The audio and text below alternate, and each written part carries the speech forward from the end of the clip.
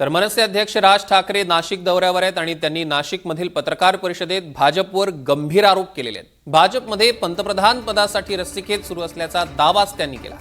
तसंच जंतर मंतरवर विद्यार्थ्यांच्या आंदोलनादरम्यान झालेला लाठीचार्ज हा भाजपमधील अंतर्गत वादाचाच परिणाम होता, असाही आरोप राज ठाकरेंनी केला।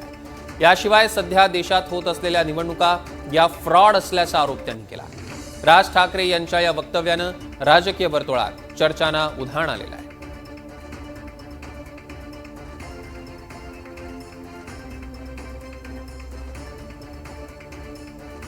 तर आपण बघतोय राज ठाकरे नाशिकच्या दौऱ्यावर आहेत आणि याच दौऱ्यादरम्यान त्यांनी पत्रकार परिषद घेतली आज दुसऱ्या दिवशी आणि या पत्रकार परिषदेत अनेक मुद्द्यांवर भाष्य केलेलं आहे आणि विशेषतः भाजपवर सडकून टीका केलेली आहे।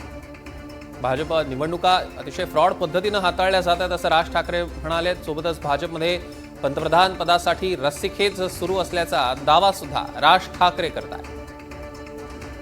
तर मंतरवरती झालेलं आंदोलन ही सुरुवात आहे, कळलं का? ते आता आंदोलन शांत आहे किंवा परंतु राग सरकारबद्दलचा राग ज्यावेळेला अशा प्रकारे बाहेर येतो, कारण हे आंदोलन घराघरात शिरलं। ज्या वेळेला त्या तरुणांना ज्या विद्यार्थ्यांना मारलं, बरं का, आणि प्रत्येक आई वडिलांना असं वाटलं, प्रत्येक आजोबा आजींना असं वाटलं की बाबा माझ्या पोराला मारलं, का मारत आहेत मुलांना? खरं तर ते शांतपणे आंदोलन सगळं सुरू होतं। सरकारने या सगळ्या गोष्टींची सुरुवात केली आणि मला एवढंच फक्त म्हणायचं, हे भाजपमधलंच अंतर्गत हे भांडण आहे आणि त्याच गोष्टी आता सगळ्या सपाट्यावर।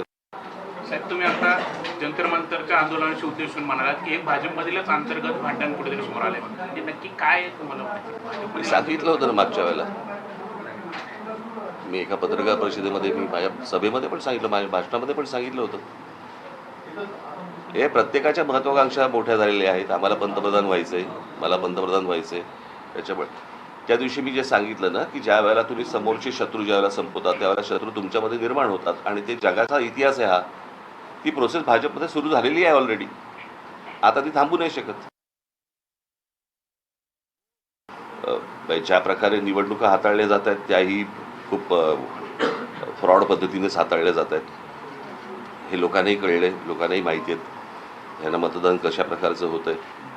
परंतु जे काही करतायत मतदान, त्यांनी या गोष्टींचा विचार केला पाहिजे। म्हणजे नाशिकमध्ये एवढ्या मोठ्या प्रमाणावरती झाडं तोडली जात आहेत, त्याच्यावरती एवढी आंदोलनं झाली, काही नाही, प्रशासन डिंब। आणि ते सगळं चालू असताना देखील ज्यावेळेला निवडणुका झाल्यानंतर परत जर समजा भाजपचं लोकांना निवडून देत असतील, भोगा, अजून काय बोलू शकतो मी?